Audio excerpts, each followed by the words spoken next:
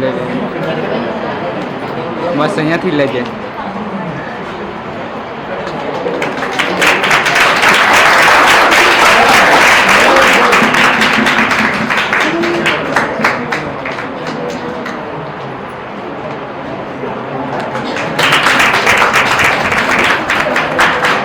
Madam को उनके स्थान से आमंत्रित करता हूँ। मैं हमारा आज के सत्र की सत्राध्यक्षता की भूमिका का निर्वहन करूँ। आदरणीय डॉक्टर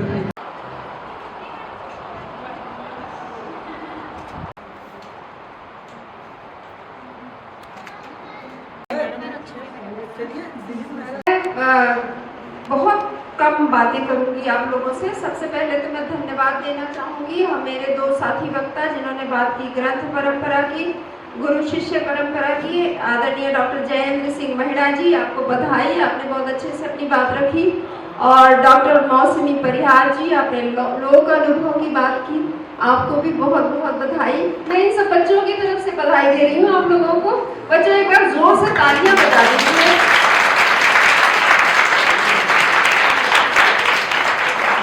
धन्यवाद। तो मैं अब अपनी बात करती हूँ। बात हो रही है सवेरे से भारतीय ज्ञान परंपरा की।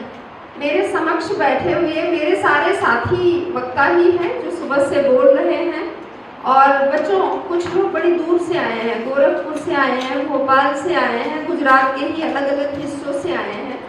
तो मैं एक बात आप लोगों से कहना चाहती हूँ कि जो ये ज्ञान परंपरा की बात हो रही है ना, ज्ञान सबको नहीं मिलता है।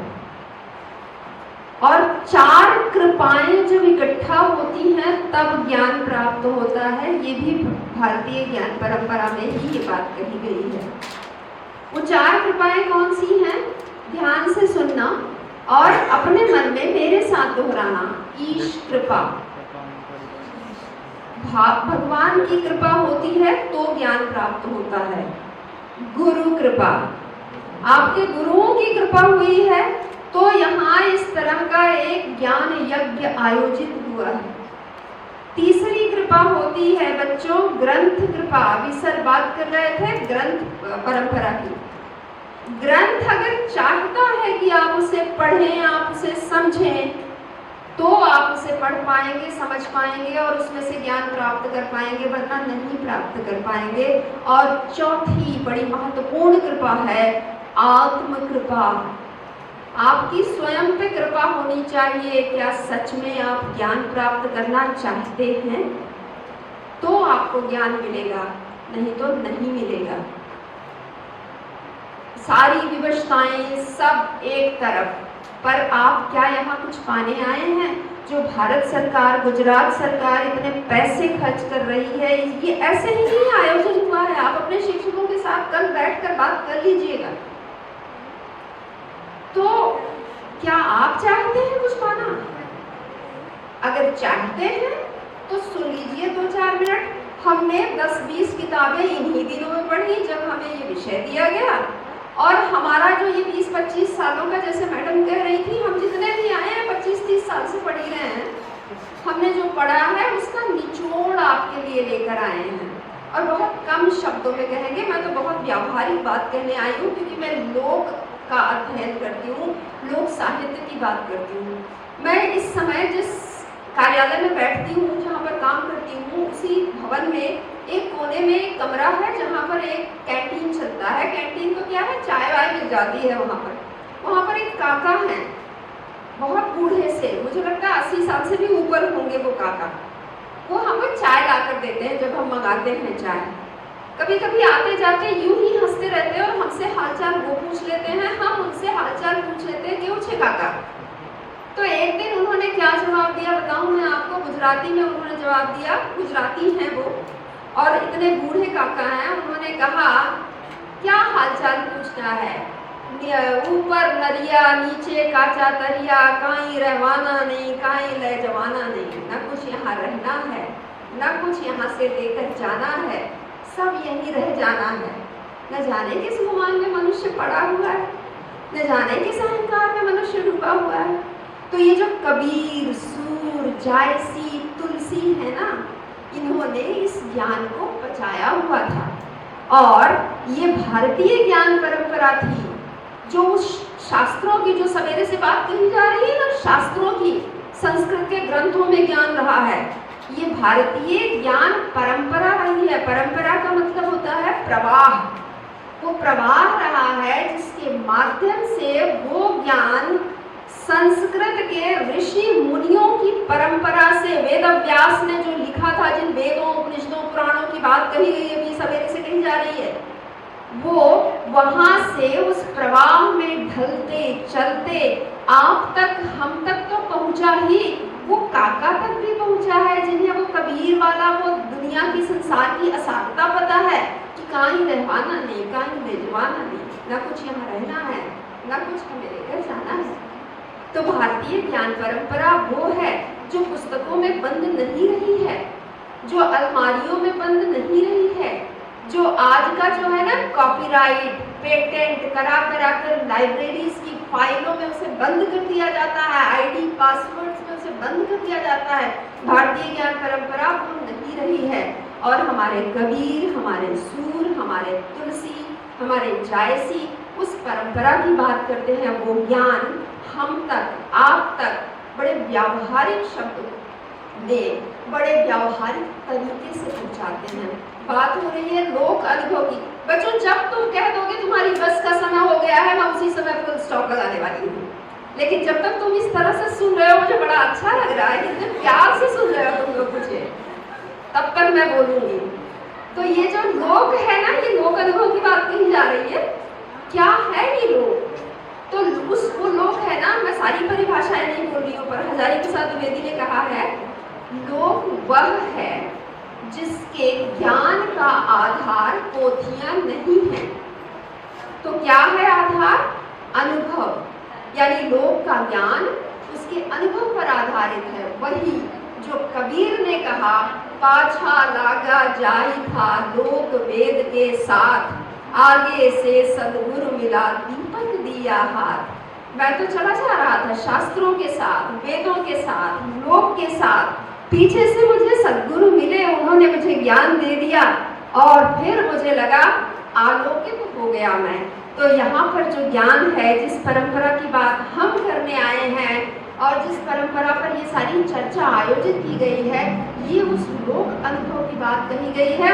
मैं चारों कवियों से सिर्फ एक एक छोटा छोटा उदाहरण लूंगी और अपने आप अपनी बात यहीं पर पूरी कर दूंगी, तुम्हें ज्यादा देर तक नहीं बैठाऊंगी। पर मैं ये देख रही हूँ सभी ने उठना बंद कर दिया है, ये मेरी सफलता है। तालियां एक बार बजा दो बच्चों। बहुत धन्यवाद। मैं बात करती हूँ मलिक मोहम्मद जायसी की। मध्यकाल में, भक्ति काल वाले पाठ में आप लोग अपनी कक्षा में पढ़ते हैं। मध्यकाल जायसी ने एक ग्रंथ लिखा है पद्मावत, और उसमें नागमती वियोग खंड है।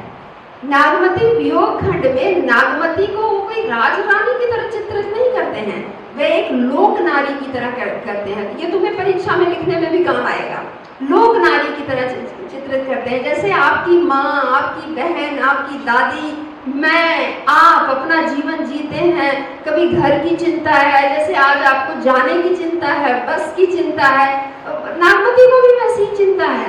नागमती कहती है कि पुष्य नखत सिर ऊपर आवा, हाँ बिनु नाम मंदिर को छावा।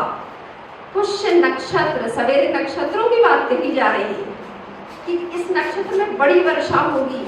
और ये वो समय था जब हर सीजन से पहले लोग अपने छाजन वाजन ठीक कर लिया करते थे।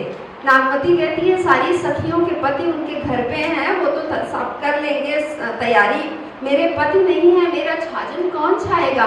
तो उस लोक नारी की बात करते हैं, और उस लोक नारी के माध्यम से वो भक्ति परंपरा अलग थी, जिसमें वो आज कहते हैं और वही नागमती काग से, कौवे से और भंवरे से अपने पति को संदेश देती है। अब यहाँ पर देखना कैसे जायसी लोक से जोड़ते हैं। उदाहरण सुनो, वो कहती है पीयूष तो कहे संदेश हे भंवरा हे काग, सो धनि बिरह जरि मुई तेहिक धुआं हम लाग। वो कहती है हे भंवरे, हे कौवे, मेरे प्रिय से मेरा संदेश कहना। कि तुम्हारी जो पत्नी है वो तुम्हारे विरह में जलकर मर गई और वो धुआं लगा इसलिए हम काले हो गए, थोड़ी सी अतिशयोक्ति है, लेकिन आप इसको समझिए। आप अभी मैडम कह रही थी आप लोग संचार क्रांति के हैं, जब देखो जिससे मैसेज यहाँ बैठे बैठे भेज सकते हैं, उस समय कौवे से और भौरे से संदेश भेजा जाता था। तो ये कहाँ से लिया है जायसी ने? लोक से लिया है। मैं अवध से हूँ और हमारे अवध में गाना गाया जाता है जब विवाह होता है ना, शायद गुजरात में भी ऐसा ही गीत है। तो जब विवाह होता है और विवाह का पहला निमंत्रण भेजा जाता है तो कहा गाना गाया जाता है, अरे अरे कारे भंवरवा करिया तोरी जतिया भंवरा आज मोरे परिगा बियाह नवत दयावा। हे भंवरे, आज मेरे घर में विवाह है, निमंत्रण दे आओ। तो ये वो परंपरा ली है जायसी ने। और सिर्फ जायसी नहीं, तुलसी भी कहते हैं ना, रामचरितमानस में जब सीता को रावण लेकर चला जाता है और राम और लक्ष्मण उनको ढूंढ रहे हैं तो किससे पूछते हैं? हे खग मृग हे मधुकर श्रेणी तुम देखी सीता मृग नहीं। क्या तुमने सीता को देखा? पक्षियों से पूछते हैं, वृक्षों से पूछते हैं, पशुओं से पूछते हैं। ये वो परंपरा है जहाँ जड़ में, चेतन में, सब में जीव की कल्पना की गई है। ये उस भक्ति परंपरा की हम बात कर रहे हैं। और एक और उदाहरण दूंगी, बस मैं अपनी बात पूरी कर दूंगी क्योंकि तुम लोग कह रहे हो। कबीर है ना, हम कहते हैं वो उन्होंने कहा पोथी पढ़े पढ़े जग हुआ पंडित भयानक हो, सवेरे से कई बार हमने सुना। कबीर ने कहा कि मैं पोथी वोथी नहीं पढ़ता, फेंक दी उसे समुद्र में बहा दो, उसे जरूरत नहीं है उसकी। पर तुमको क्या लगता है उन्होंने सच में नहीं पढ़ा था? नहीं, उन्होंने सारे ग्रंथों का अध्ययन किया। एक कहानी बता रही हूँ तुम लोगों को, कैसे ये हमारे ऋषि मुनियों ने सोचा कि इस ज्ञान की परंपरा को कैसे आगे ले जाया जाए। वेद व्यास ने पुराणों की रचना की तो ऋषि मुनियों ने एक बार नैमिषारण्य में सोचा, 88,000 ऋषि मुनियों ने कि ज्ञान यज्ञ किया जाना चाहिए। ऐसे ही जैसे आपके गुरुओं ने सोचा, आपके प्रिंसिपल ने सोचा कि एक ज्ञान यज्ञ किया जाना चाहिए ताकि ये जो वेद व्यास जी पुराणों की रचना कर रहे हैं वो हम सब तक और लोक तक पहुंच सके, लोगों तक पहुंच सके। और कहते हैं वो 1 वर्ष तक वो ज्ञान यज्ञ चला था जिसमें 88,000 ऋषि मुनि शामिल हुए थे। नैमिषारण्य में वो ज्ञान यज्ञ चला था और सारे जितने पुराण हैं आप देखिएगा उनका आरंभ होता है एकदा नैमिषारण्य, यहीं से आरंभ होता है।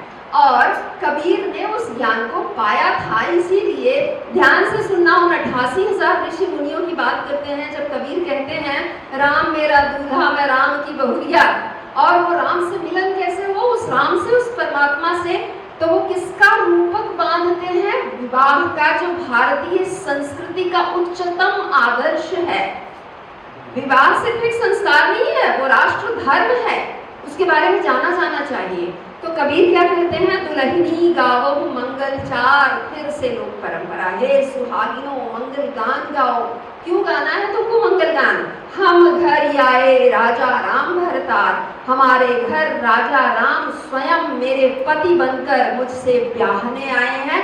ये भक्त की ऊंचाई देखिए कि प्रभु स्वयं चले आए हैं। ये परंपरा रही है हमारे यहाँ। और सुनो, तन रत करी मैं मन रति करी हूँ, 5 तत्व बराती। दर्शन की बात हो रही है। बराती कौन बना है? 5 तत्व। वो 5 तत्व जिनसे मिलकर हमारा शरीर बना है, वही क्षिति जगल पावक गगन समीरा। और क्या कहते हैं? राम देव संग भावर नहीं हूँ मैं जो बन, उसी में कहते हैं ना राम देव मोरे पाहुने आए, मैं जो बन मैं माती, शरीर सरोवर वेदी करी हूँ, ब्रह्मा वेद उचारा, राम देव संग भावरी नहीं हो, धनी धनी भाग्य हमारा। और क्या कहते हैं? सुर 33 कोटि आए। ये परंपरा है। लोग कहते हैं ना कबीर नहीं मानते, भगवान को नहीं मानते, इनको नहीं मानते। उन्होंने खुद कहा कि दशरथ सुत्ति लोग बखाना, राम नाम को परम है जाना। लेकिन बात तो वो राम की कर रहे हैं, बात तो वो वैष्णव की ही कर रहे हैं। और फिर वो क्या कहते हैं? सुर 33 कोटि आए और मुनिवर सहस 88। वही 88,000 ऋषि मुनियों के संदर्भ दे रहे हैं जिस ज्ञान परंपरा की हम सवेरे से बात कर रहे हैं।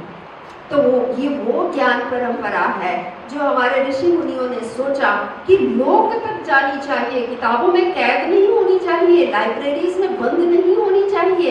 ये हमारे ऋषि मुनियों की दृष्टि थी, ये उनकी दूरदृष्टि थी। ज्ञान बांध कर रखने की चीज नहीं है, इसे तो पेड़ों के नीचे कहा जाना चाहिए। इस क्लासरूम में भी बंधने की जरूरत नहीं है। आज आपने यहाँ सुना, आप जाइए घर पे, अपनी दीदी को बताइए, अपनी मम्मी को बताइए, अपनी दादी से बात कीजिए, ये कहानी उन्हें बताइए। और जहाँ वो कहते हैं कहाँ है कबीर हम ब्याह चले हैं, पुरख एक अविनाशी, एक अविनाशी पुरुष से मैं ब्याह चला लूं। ये उस जीव की बात करते हैं जो उसी अविनाशी तत्व, उसी का अंश है और जो अंततः उसी में मिलने चला है। तो सिर्फ कबीर नहीं, सिर्फ जायसी नहीं, सिर्फ तुलसी नहीं, सूर मीरा सब एक ही बात कहते हैं। अंत में सूरदास की एक पंक्ति से मैं अपनी बात पूरी कर रही हूँ कि कवि जन कहत कहत चली आए, सुधि करी करी काहू न कही। बहुत धन्यवाद सुंदर आयोजन के लिए और क्या करते हमारे धैर्य के लिए। Thank you so much. मैं आपको उन्हीं जायसी की पंक्तियों से अभी